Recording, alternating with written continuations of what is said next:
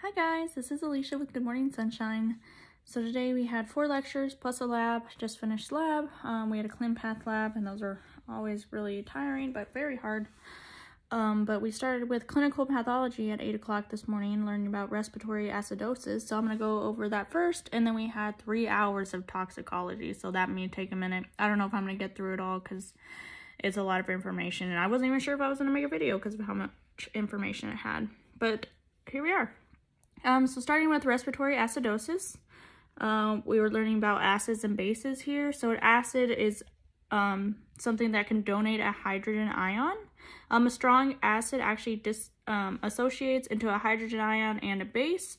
A weak acid can accept and donate hydrogen ions, and these make actually great buffers. They change the pH conditions. A hydrogen ion is basically a proton. It's what our blood gas measures when we're doing those kind of tests. A low hydrogen ion, the pH is bigger in this case, but if we have a high hydrogen ion, the pH is smaller, so when we do that blood gas test. A base is something that accepts hydrogen ions. So basically, here we are. So we have our acid on this side, so it donates an H+. We have our proton in the middle, that's RH+. That has to do with metabolism. It's highly reactive and it's measured as pH, like I said. And bases is what accepts our hydrogen ions. So to maintain homeostasis, it can donate a hydrogen ion, which will lower the pH, or it can accept a hydrogen ion, which would therefore increase the pH. Here we have our actual equation at the bottom. So our H2CO3 yielding our hydrogen ion plus our HCO3. Blood pH, the body needs to maintain a normal pH. So our normal blood pH is between 7.35 and 7.45. We can have alkalemia, which means the blood pH is greater than 7.45. It starts actually as alkalosis, but then it reaches the state of alkalemia. And then when the blood pH is below 7.35, we go to acidosis, which then leads to acidemia. So the condition causing there to be a loss of hydrogen ions, so here we would be adding bicarbonate. Our bicarbonate is our base, and that is the HCO3. This equals alkalosis, like I said. It yields if there's a lot of loss. This leads to alkalemia, like I said. Conditions causing there to be a gain of our hydrogen ions, so this means removing our bicarbonate, or HCO3. This leads to acidosis, which then leads to, if it's severe enough, leads to acidemia. The regulation of blood pH, we have metabolic reasons. So this represents things that are controlled by the kidney. So our hydrogen ions and bicarbonate can excrete and retain hydrogen ions and bicarbonate. This maintains the pH range. We also can have metabolic reasons such as buffers. So that's our weak acids. And then we can have deficient of hydrogens, which can accept or donate as appropriate. So these are proteins and phosphates. They make great buffers, but this is our last line of defense here. And then we get into respiratory. So these are our lungs. They have to conserve CO2, so our carbon dioxide, or exhale our carbon dioxide. So this increases respiratory rate or decreases it. So metabolic has to do with our kidneys and our blood buffers, whereas respiratory has to do with our lungs here.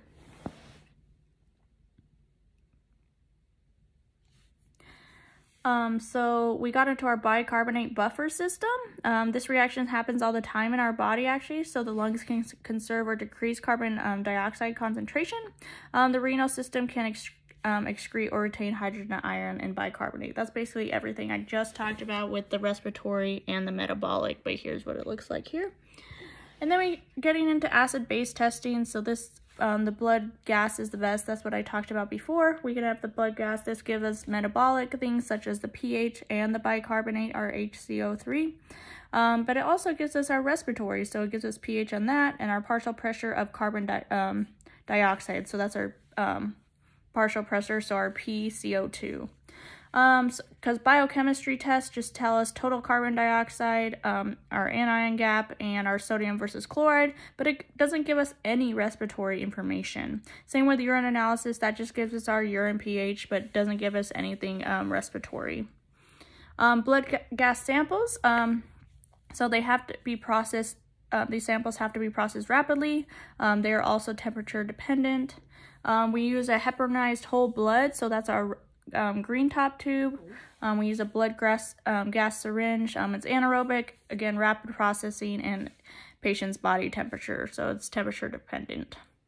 Blood gas parameters, so we're talking about our bicarb here, so our HCO3 and our CO2s, or PCO2s. So if it's increased above the reference interval, the pH would be known as alkalemia.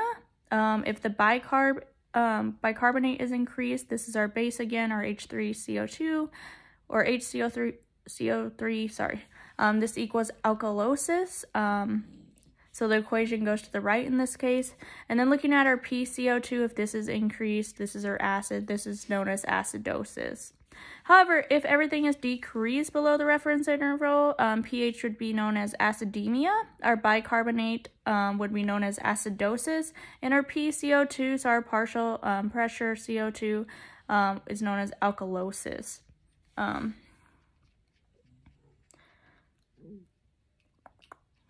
So blood gas acidemia, so we have two interpretations that we're learning about. So one interpretation, we have a primary respiratory acidosis, so there's no compensation in this case, so no exchanging of CO2 with the atmosphere. And then two, hold on, I'm going to show you actually here. Here's our graph. So if we have decreased, so if we have acidemia for our pH, if we have a normal bicarbonate, and an increased PCO2, so our acidosis, our interpretation would be primary respiratory acidosis with no compensation here. However, for number 2, we have a decrease, so also acidemia, but we have an increased bicarbonate here, so that's known as alkalosis, but we also, again, have an increased PCO2, so we have an acidosis here. Our interpretation of this would be too many hydrogen ions, so this would be primary respiratory acidosis with compensatory metabolic alkalosis. I know, a lot of big words, huh? And then here, getting into alkalemia in our bottom, so we have an increase here in our pH, so we have alkalemia. However, we have a normal bicarbonate, but a decrease in our PCO2, so alkalosis. So here our interpretation would be primary respiratory alkalosis, so this would be seen in an animal as a panic attack, where they're breathing too fast.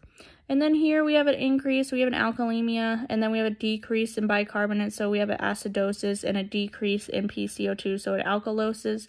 So our interpretation here, we would have a primary respiratory alkalosis and compensatory metabolic acidosis.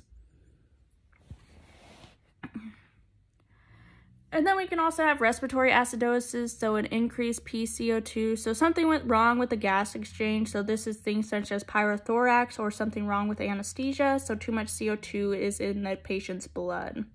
So here we can have a decreased respiratory center, an upper airway obstruction, a pleural cavity disease, or respiratory muscles paralysis. We can also have alveolar disease or vascular disorders. And then we went over some cases. I'm not going to confuse you because they would very much confuse you. So that was the end of ClinPath lecture. And now we're getting into toxicology. So first we did toxicology 6, which was about nephrotoxic agents. So we talked about the healthy kidney and then toxins that affect our kidneys. So the kidneys play a crucial role in filtration and concentration. So one, the excretion of endogenously produced metabolic waste and metabolites from the blood.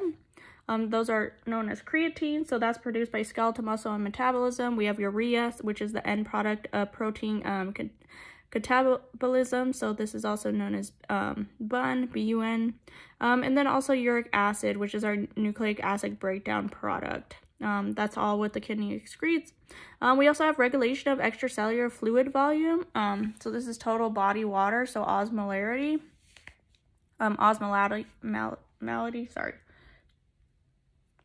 And then another role is maintaining electrolyte concentrations. So it filters electrolytes and water from the blood.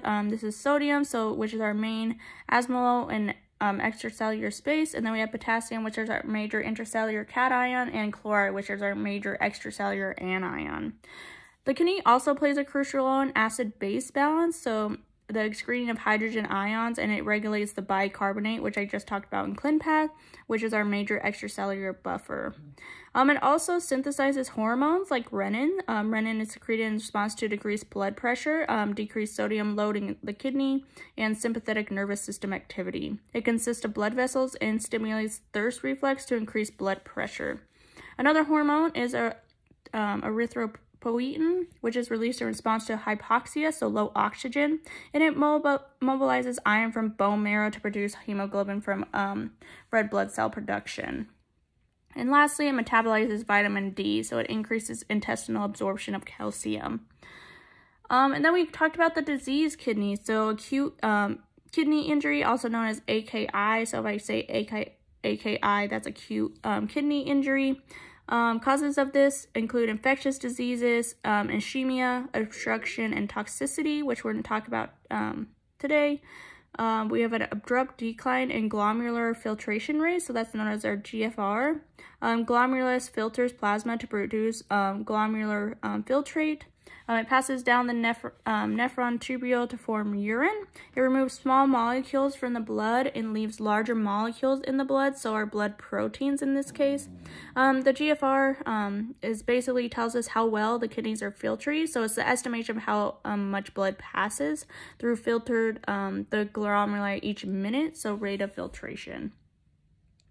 The renal tubular necrosis is the most common cause of acute kidney injury. So we have to know a few definitions. So polyuria is increased urine output.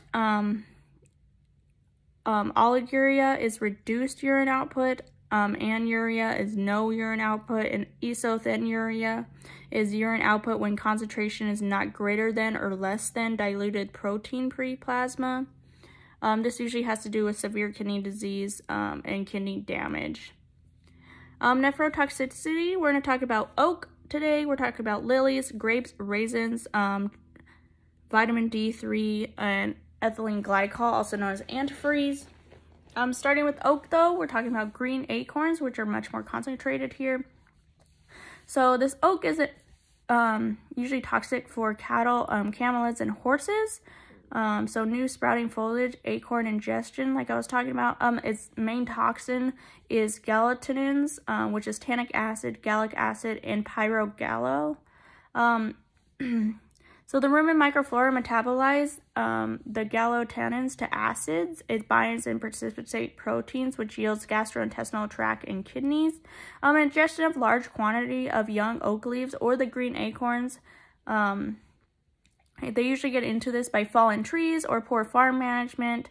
The clinical signs can occur 3 days up to 4 weeks post-ingestion. Its clinical signs are rapid pulse, thirst, frequent urination, constipation, abdominal pain, which can progress then to rumen atony, prostration, bloody diarrhea, and hypothermia. And also the damage to proximal tubules in the kidneys. It also leads to birth defects reported in pregnant cattle. Its diagnosis is gallotannins detected in the GI context, urine, and plant material. Its treatment, recovery within 60 days if renal insufficiency is not severe. 10% to 15% calcium hydroxide in the feed, activated charcoal, binds the tannins and tannic acids. So that would make them throw up with the activated charcoal.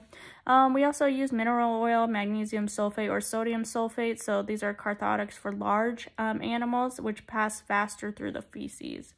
And also fluid therapy for dehydration and acidosis. For the prevention of these, we want to limit grazing immature oak and improve pasture management. And now getting in nephrotoxic plants such as lilies. There's many different types of lilies. We don't have to memorize them, but I was in there's a few. We have the Easter lily, the tiger lily, the rubrum lily, the stargazer lily, the Japanese show lily, the Asiatic lily, the red lily, the wood lily, and the day lily. It's singlement. So cats are most effective here. They have not been able to reproduce this toxicity in dogs. The mechanism of this toxicity, the toxin and mechanism of toxicity is actually unknown. Deaths reported with ingestion of 1 or 2 plant pieces. So this leading to renal and tubular necrosis. Clinical signs is 6 to 12 hours post-ingestion. We have vomiting, anorexia, lethargy, dehydration. Also renal failure with polyuria, oliguria, or anuria. And also some CNS signs, such as ataxia, tremors, and seizures. Our laboratory findings, we would find increased BUN, creatinine, phosphorus, and potassium. On our urinalysis, we would see glucosuria and proteinuria. Our diagnosis, we don't know what the toxin is here, so we don't have a test for the exact toxin. However, pathology, we wanted to go by gross observation, so edematous kidneys and systemic congestion. Our histopathology, we would see acute proximal tubular necrosis with or without mineralization. Also, collecting ducts contain granular or hyaline cast. Our mucoproteins are secreted by renal tubules in certain disease states. Now getting into grapes and raisins, our singlement here is predominantly reported in dogs. It was only reported in 2 cats and 1 ferret so far. Its mechanism of toxicity is not known. Our toxic principle in grapes and raisins, we're thinking it has to do with tartaric acid and potassium bitartrate.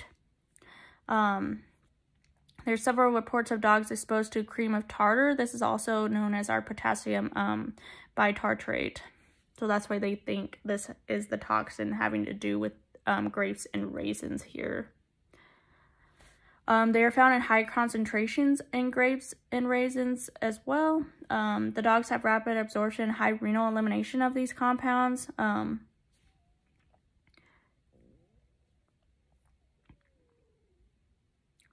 So its clinical signs are vomiting, diarrhea, lethargy, and dehydration. Clinical findings, those are our 12 to 24-hour clinical findings. However, 24 hours post-ingestion, we have hyperphosphatemia. We have mineralization of soft tissues, so such as kidney. We have increased creatinine and BUN. 48 to 72 hours post-injection, we have hypercalcemia, oliguria, anuria, and hyperkalemia, metabolic acidosis, and hypertension. Our diagnosis would have to do with history of exposure, gross observation of ravens, grapes, and stomach contents, vomitus, and feces. Our prognosis is good to poor depending on clinical signs. It's poor to grave if acute kidney injury. So now we're going to talk about cholecalciferol, which is also known as vitamin D3. This rodenticide is named as Rampage and Ratbegon. The products typically contain 0.075% of vitamin D3. Vitamin D3 is used to supplement animal feedstuffs. This is why Blue Buffalo Wilderness Chicken Recipe was recalled. This is a commercial dog food and had excessive supplementation with vitamin D. The mineralization of tissues and vessels. This talking about vitamin D toxicity. It has increased calcium and phosphorus in the blood. We have bleeding, so hemorrhagic diarrhea. We have calcification of the muscularis in the gastrointestinal tract. We also have renal tubular necrosis and AKI. We have hypercalcemia, which alters cell permeability, the calcium pump activity, and cell death. We have toxicity around 0.5 mg per kg, so this would be a 0.5 teaspoon of pellets that can cause hypercalcemia in a 65-pound dog. Clinical signs, 18 to 24 post-exposure. We have depression, anorexia, polyuria, polydipsia, azotemia. So the kidney cannot concentrate urine anymore. But greater than 24-hour post-exposure, we have hematemesis, which is bloody vomit. We have melena, which is blood and feces. We have weakness and depression, seizures. We have ECG changes, so bradycardia, and ventricular fibrillation, which leads to death ultimately. Our laboratory results, we have hypercalcemia, we have hyperphosphatemia, we have elevated BUN and creatinine. We also have kidney calcium to phosphorus ratio. And also treatment for this, we have early or gastric lavage. We have activated charcoal, so to make them throw up with a cathartic, and we can repeat the activated charcoal to make them keep throwing up so we can get them out of their system. Clinical signs may not be observed for 36 to up to 48 hours post-exposure. So the GI decontamination may not be effective in this case. Treatment continued. We need to reduce the hypercalcemia. So dietary, CAP, a restriction, supportive therapy, or the retest serum calcium and phosphorus daily. Our histopathology, the tissue mineralization, renal tubules. We want to do the coronary arteries, the gastrointestinal tract, the renal tubular necrosis, and hemorrhage in the gastric mucosa. Diagnosis, we have history of exposure, detection of vitamin D3 and metabolites in the serum, kidney, food source, or bait. And we also want to test ionized calcium. Now getting into ethylene glycol, this being sweet tasting, so odorless liquid is used as antifreeze. It is an alcohol, so we do not use activated charcoal in this case, so we don't want to make them throw up. It's one of the most common causes of AKI in animals. Its sources are antifreeze, dicing agents, solvents, paints, brake fluids, toilet bowl antifreeze. It lowers the freezing point of water. Absorption is it is rapidly absorbed in the stomach. It's rapidly distributed throughout the blood and tissues. It's metabolized by the liver within 2 to 4 hours post-ingestion by alcoholic dehydrogenase. Its renal excretion of parent compound and metabolized within 24 to 48 hours.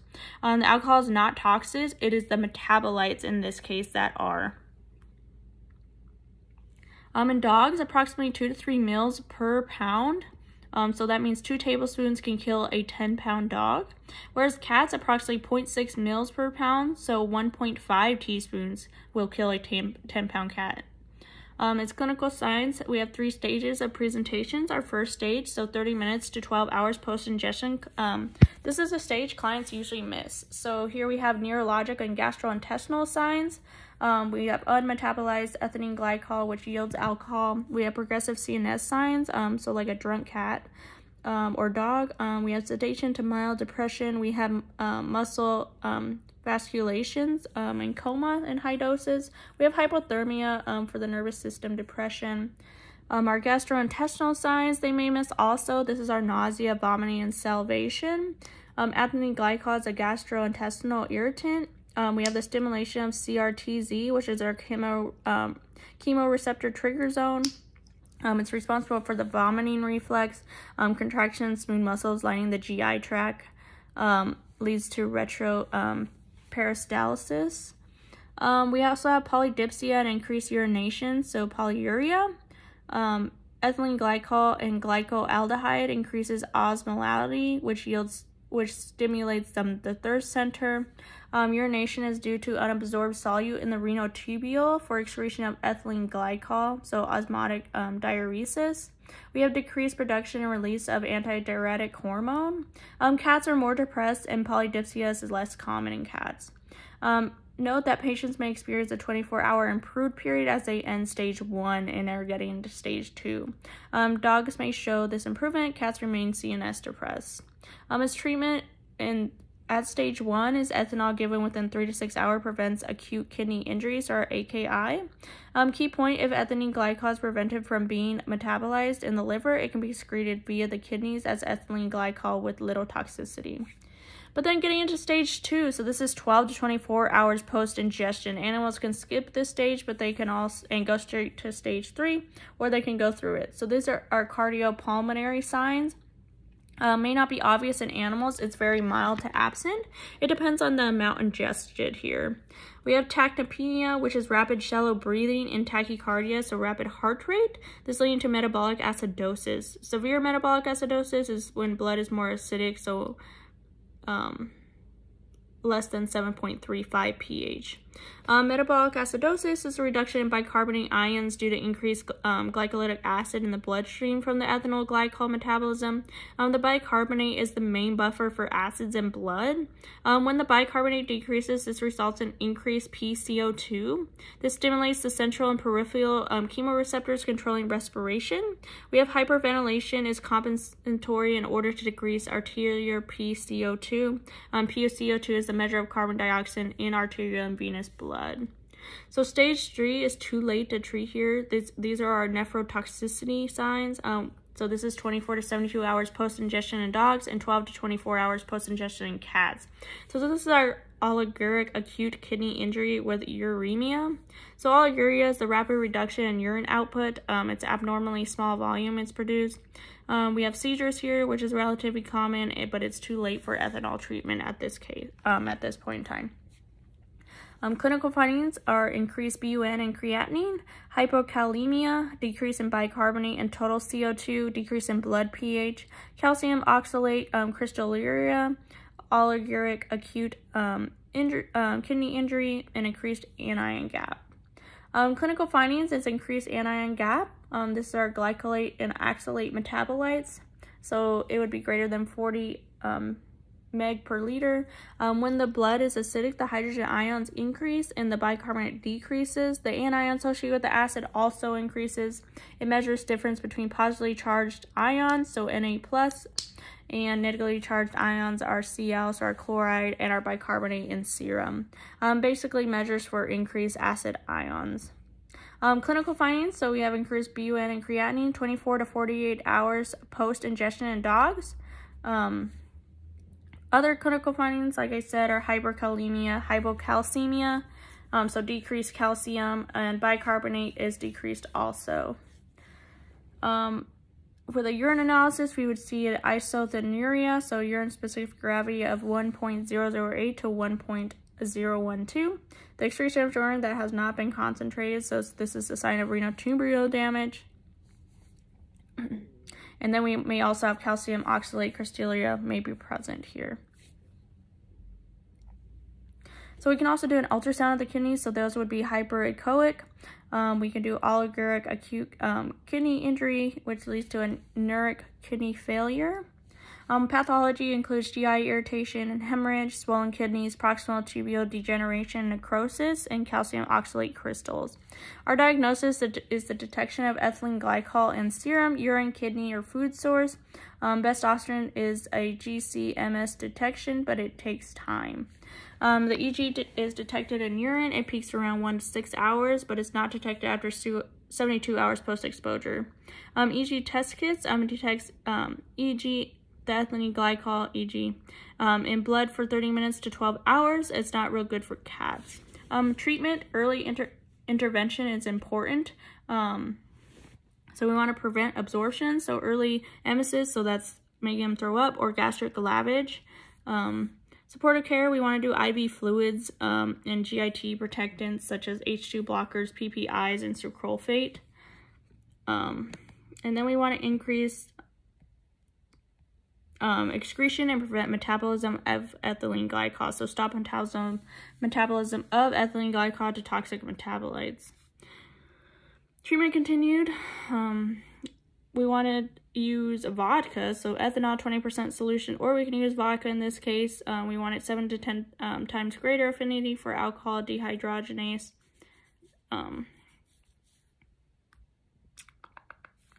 So if given within 1 hour of exposure, it's 100% effective. Within about 4 hours, metabolites start to cause kidney toxicity, and it takes about 24 to 48 hours for the ethylene glycol and metabolites to be completely excreted. Disadvantages, the animal will be drunk and leads to CNS depression.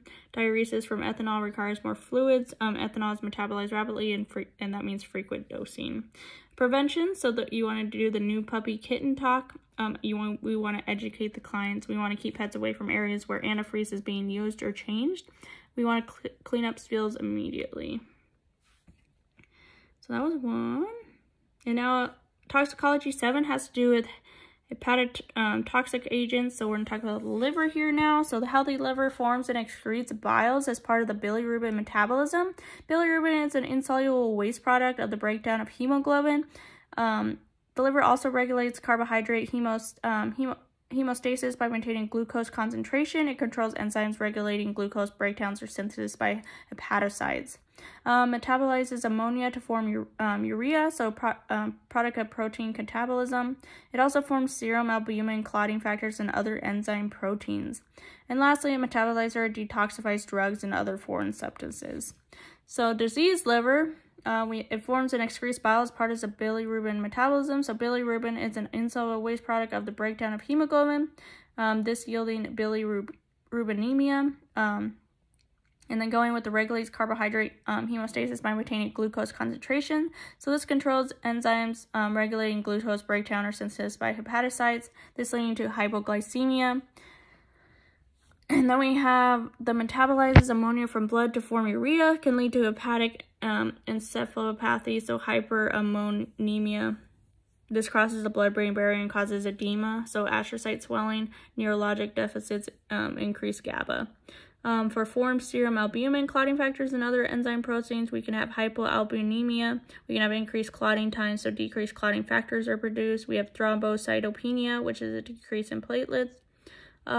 And having to do with metabolizer, detoxifies drugs, or other foreign substances, we can have decreased metabolic capabilities. So our hepatotoxic agents include acetaminophen, our blue-green algae, aflatoxins, xylitol, and heavy metals that we'll talk about tomorrow. So starting with the case, there was a 6 to 8 week old kitten. Its presentation was severe facial edema, collapse, and coma. The necropsy revealed 3 mL of dark blood, brown urine in the bladder. This known as pigmenturia, also known as methemoglobinuria. So she thought it was acetaminophen. However, the owner's initial history didn't tell her that. They tested the urine and got 3,820 UL per liter of the acetaminophen. The owners were quizzed again, and they stated that they gave the kitten an empty bottle of this drug to play with that day, but that ended up killing their cat. Our acetaminophen is our Tylenol. By itself, it's not toxic, but its metabolites are, so cats are most susceptible here. So N-acetyl P-aminophenol, paracetamol, it's used as a pain and for fever. It has a COX-3 inhibitor, so inhibition of PG synthesis, so antipyretic. It inhibits chemical mediators that bind pain receptors. It's the chief cause of acute liver failure and most drug overdoses in humans. Accidental exposure and administration of a drug to animals can result in toxicosis. It has a narrow margin of safety in dogs and cats. So methemoglobinemia is where the blood is brown. So in dogs, we can have hepatotoxicosis, which can occur at doses as low as 50 to 100 mg per kg. So a 10 kilogram or 22 pound dog eats 2 to 4 325 milligram tablets, or 1 to 2 500 milligram tablets. This would be bad. In cats, we have red blood cell damage due to oxidative injury. We have feline erythrocytes are more prone to oxidative injury, can develop methemoglobinemia earlier. Clinical signs of toxicosis observed at 50 to 100 milligrams per kg.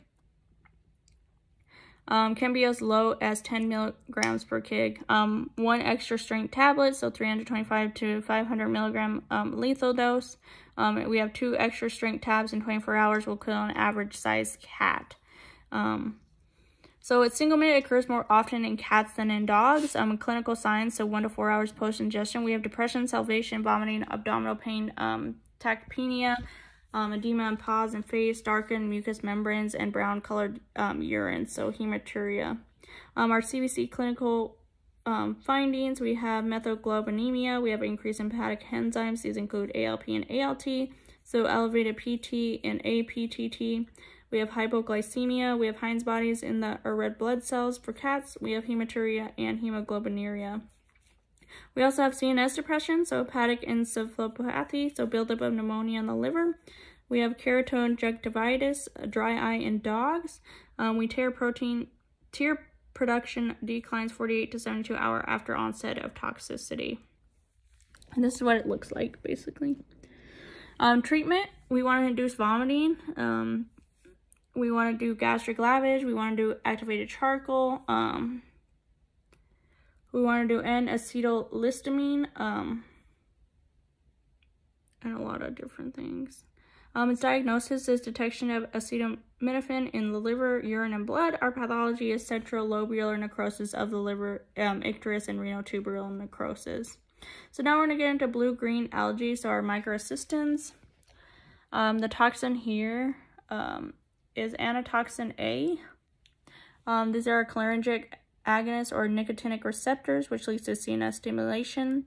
Our microacystins lead to hepatotoxic, which is the death of liver cells. This induces oxidative stress and inhibit protein phosphatases 1 and 2A. This increases phosphorylation of cytoskeleton proteins in the liver, which the liver cell has apoptosis, which is programmed cell death.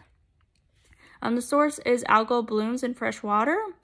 So warm water temperatures, they're usually produced in rainy seasons, increase nutrient levels in water, such as nitrogen and phosphorus. We have the consumption of toxic amounts of algae, so the inhalation of water droplets.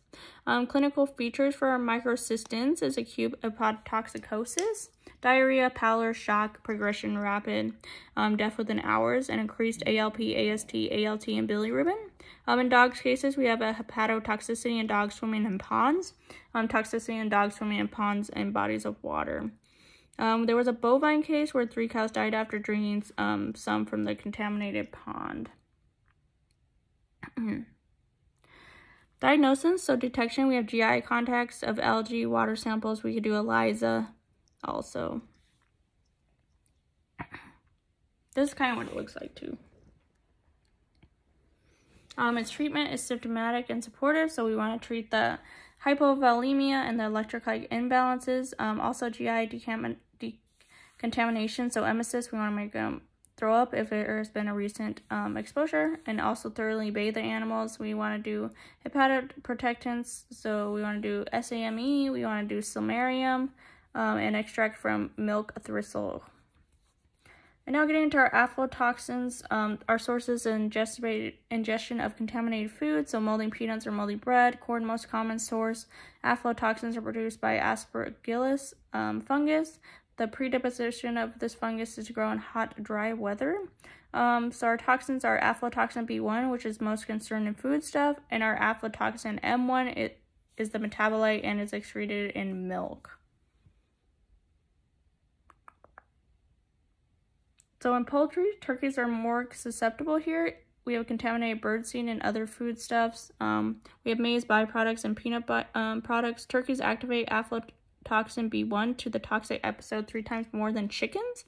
Younger birds activate aflatoxin B1 to the toxic epoxide at a greater rate than older birds.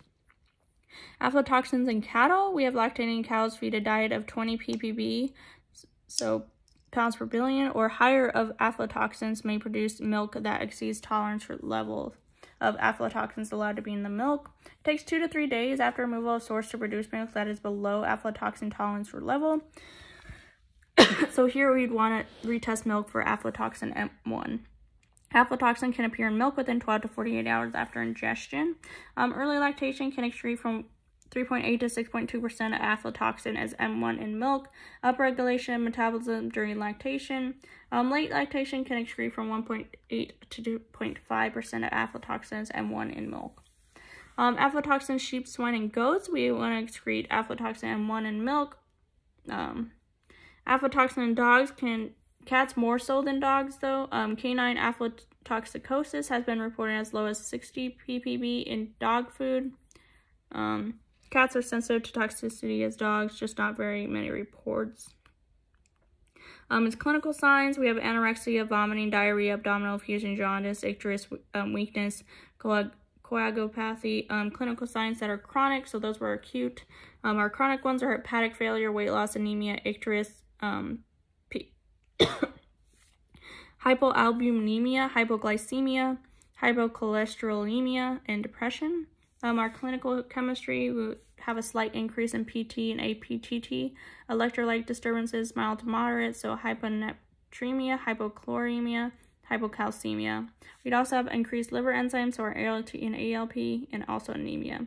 Our diagnosis is detection of aflatoxin in foodstuffs, so save the food. History of exposure and clinical signs. If more than one pet in the household, more than one likely are affected here. Our treatment would be to remove food source, early emesis, activated charcoal with cathartic, IV fluids, N-acetylcysteine or acetylmethionine, anti-emetics, GI protectants, and vitamin K1. Now getting into xylitol. These are our birch trees, our corn cob remnants from ethanol plants. It's a naturally occurring sugar alcohol. It's a popular sugar substitute, so sugar-free products. It's a natural sweetener from birch wood. It has low carbohydrate diets, has a cooling effect. It has low glycemic index foods. It decreases oral activity from producing acids.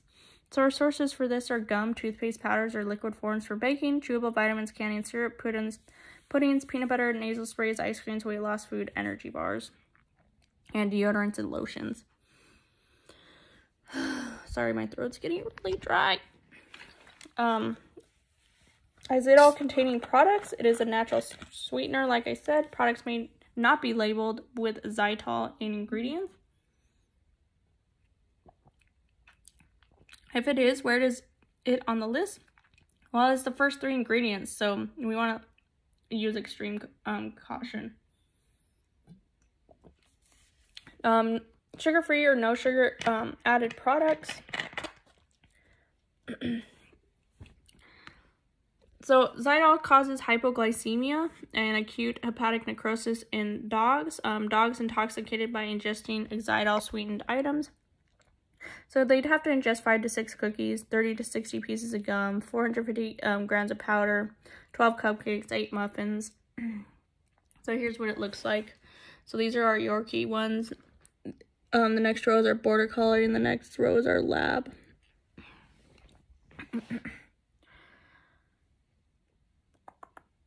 So clinical signs are vomiting, hypoglycemia, ataxia, weakness, depression, tremors, seizures. The mechanism, it causes hepatotoxicity, so liver failure may develop 1 to 3 days post-ingestion, icterus, melena, hepatic encephalopathy. Hepatotoxic may be observed in absence of initial hypoglycemia in some cases.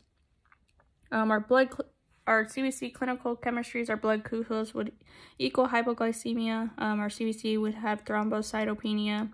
Our chemistry would have elevated ALT, AST, ALP, electrolyte imbalances, and hypokalemia.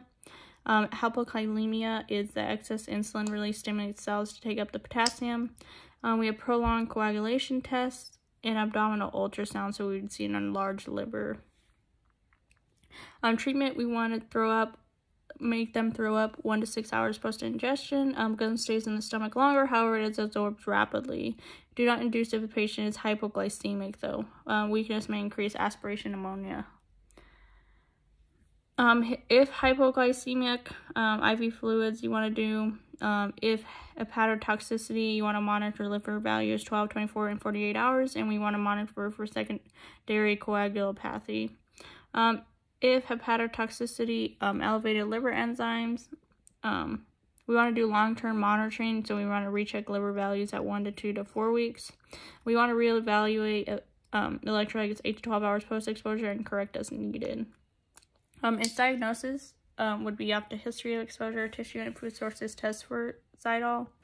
Pathology, we want diffuse hepatic cell necrosis. We have hemorrhage from DIC and icterus from acute hepatic necrosis. Our prognosis is fair to guarded with aggressive medical treatment. Xylitol in cats. So a case study here, we have 6 middle-aged cats.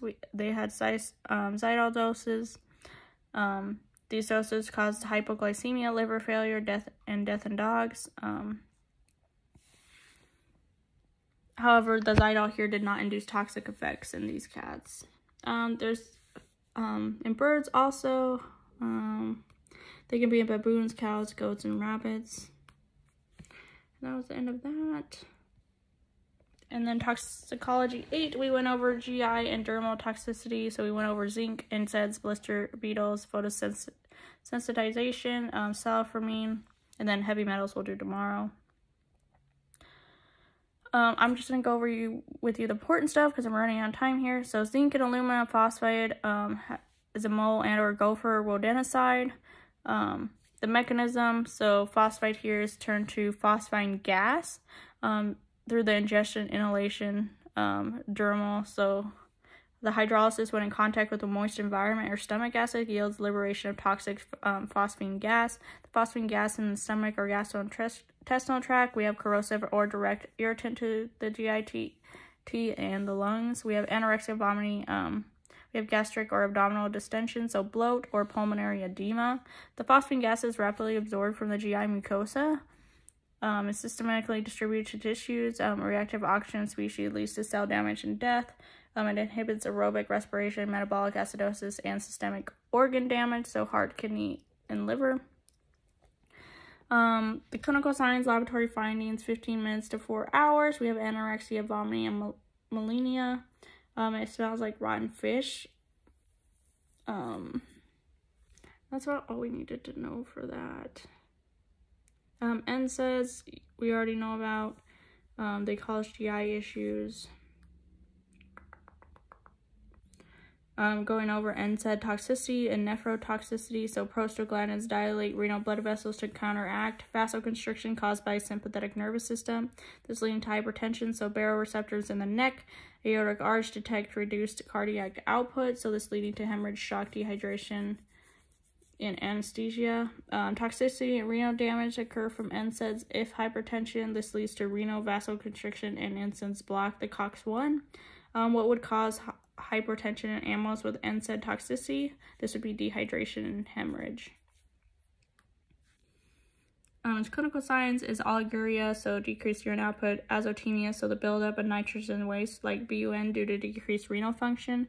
It may progress to polyuria, so increased urine output as kidney losses functions and can't concentrate urine. And then we have anuric renal failure, which is the end stage.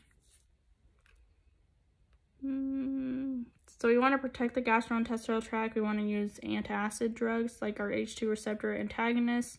This is our Zantac or Pepcid or Tagament.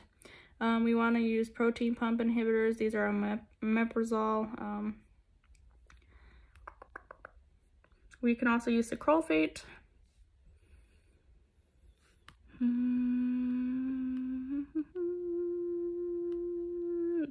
Then getting into blister beetles, there's many different kinds. Here's what they look like. Here's how they're distributed. Their toxin is catharidin. Catharidin is the toxin in the beetle's body fluids. It is a powerful vesicant, so blistering agent, which leads to severe chemical burns. It's absorbed by lipid membranes and epidermal cells. It causes release of serine proteases, so enzymes that break the peptide bonds and proteins, which leads to the loss of cell connection between keratinocytes, which leads to the blistering of skin. Catharidin is rapidly absorbed from the GI tract and excreted by renal systems, which leads to damages in both systems. Vesicles form in the esophagus throughout the GI tract and urinary tract. Excretion is via the kidneys, which leads to urethra and bladder irritation.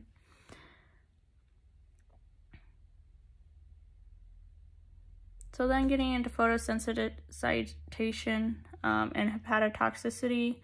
Our primary photosensitizer, so this just needs a small amount of UV light and has a photosynthesizing compound. These are our buckwheat, our spring parsley, our bishop's weed, our Dutchman's breeches, and our St. John's wort. But then we have secondary photosensitizers, which skin burns are secondary to liver damage. These are our tansy, ragwort, our as-like clover, our grand cell. Primary photosensitization occurs when skin becomes more susceptible to UV light damage. Photons of light react with the photodynamic compounds from the plants. Reaction causes the release of free radicals that damage cell membranes, leading to the skin ulceration, edema, or necrosis. Our treatment here would be corticosteroids and the prevention of secondary skin infections. Then we have secondary photosensitization, which is a hepatotoxicity. And here, the mechanism of action is we have a pyrolyzidine alkaloids, which are broken down by the liver to toxic metabolites, so toxic pyrols. The alkylate DNA and proteins lead to liver damage. And the toxicity, cows are the most. The liver damage has neurological signs due to elevated blood ammonia secondary to liver damage. Chlorophyll is normally broken down in the stomach or rumen, producing a photoreactive compound called pyrorethrin. In normal animals, pyrorethrin is metabolized by the liver. In animals with liver damage, it cannot be broken down. Thus, the pyrorethrin enters the bloodstream and reaches the skin and reacts with the sunlight, resulting in severe skin burns here. Then lastly, we have our salformin issues in livestock, and horses arrive when red clover is infected with the rhizogatonia leguminicola fungus. This is also known as black patch disease, or clovers actually have black spots on them, and when eaten, so you know they have the fungus on them. It is a toxin produced in the clover. Salvation occurs within hours after consumption of contaminated hay pasture and can last several hours to days. Clinical signs is diarrhea, feed refusal, bloat, lacrimination, urination, decreased milk production, and increased salvation. So that was really fast, I know, but I wasn't going to go through that whole lecture, but there's a lot of information still I need to really study, so I'm going to get into that. But I love you guys, and I'm sorry it's so boring, but I hope you had a good Wednesday. I think it's Wednesday today. I don't know, I'm losing track of my days. But yeah, I will talk to you guys tomorrow, hopefully. I have 7 lectures tomorrow, so I may not make a lecture video because that's a lot of lectures. I'm going to be dead by the time I come home. But yeah.